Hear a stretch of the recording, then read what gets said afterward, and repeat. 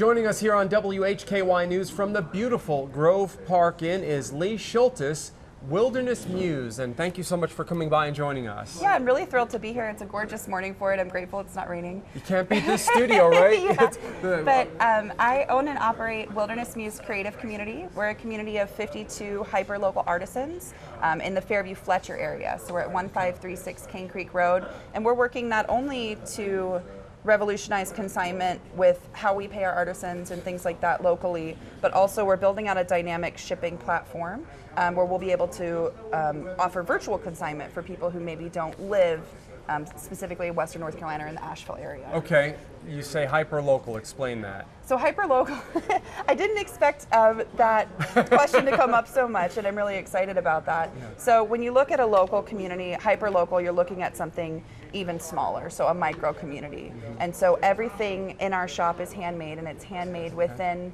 like a 40-minute drive. We're kind of pushing the hyper-local boundary. Okay. It depends on who's driving, but we do. I think our furthest artisan is a goat milk soap vendor, Salt and Light Acres, and she does all like really beautiful natural soaps, and she's out of Saluda. So technically we're pushing the envelope a little bit for hyperlocal, okay, but we do offer handmade, intimate like representations and conversations with Western North Carolina through art, which so is you kind of go a little outside the borders, but we do with anything. I mean, that's right. Isn't that art to begin with? Absolutely. And you mentioned the word consignment. Explain that for those who might not know what that is. What does that mean in this context? Right, in this context, and we're slowly shifting our model where all of our edibles will be wholesale, but we are working directly with local artisans to put as much money in their pockets as possible. So they set their prices, and then we take a percentage. So every dollar that you know that you're spending in Western North Carolina is coming back to Western North Carolina specifically. So especially online, if you were to shop with the larger handmade platforms online, you'll know when you're shopping with us that 100% of your sale is not going to some platform. It's coming directly to the hands of Western North Carolina. And I think that's important, isn't it? In this day and age where so many of the charities that we all know about, you'll hear stories that they're not all that money isn't going locally. In a case like this, that is the fact 100%, that it is going locally. Yep, yeah, I live in Fairview, and I'm working to build the business. We're a year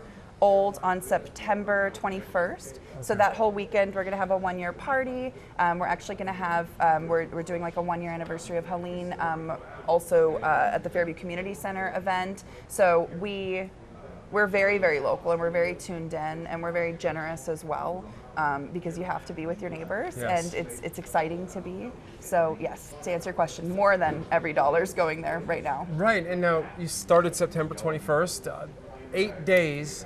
The hurricane hits. How did it affect your business? So I lived on Flat Creek Road in Fairview, and I was essentially stuck on the mountain for several weeks. There was a time where we didn't know, was the shop a thing? It just wasn't a priority. But because at that time we had 30 artisans, and art is a very generous community in theory, but this really showed us the practical side of that. I delivered the key to my shop to my plant vendor so she could keep her plants alive. Now we do all the plants, but Monica Antonazzo with the Artful Plant, you can find her on Facebook, she's phenomenal.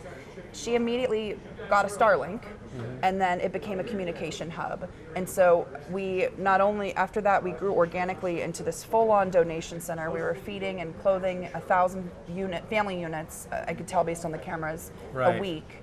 And people were coming from all over the country. And so through that, not only did our business survive in a generous way, because we were utilizing the space and doing it in a way that was giving back to the community, but now a lot of the art in-house was purchased from our volunteers or from our locals. It looked a little crazy, but it was really cool because we were able to pay artisans through some of the worst times of their lives. And I think I was writing checks on like October 6th. That was a little late that month, but October 6th, 2024, I was writing checks to our vendors, and we've been able to provide income for people who had lost, myself included. I lost all my art on the planet except what was in my store. Wow. So it was hopeful. Yeah.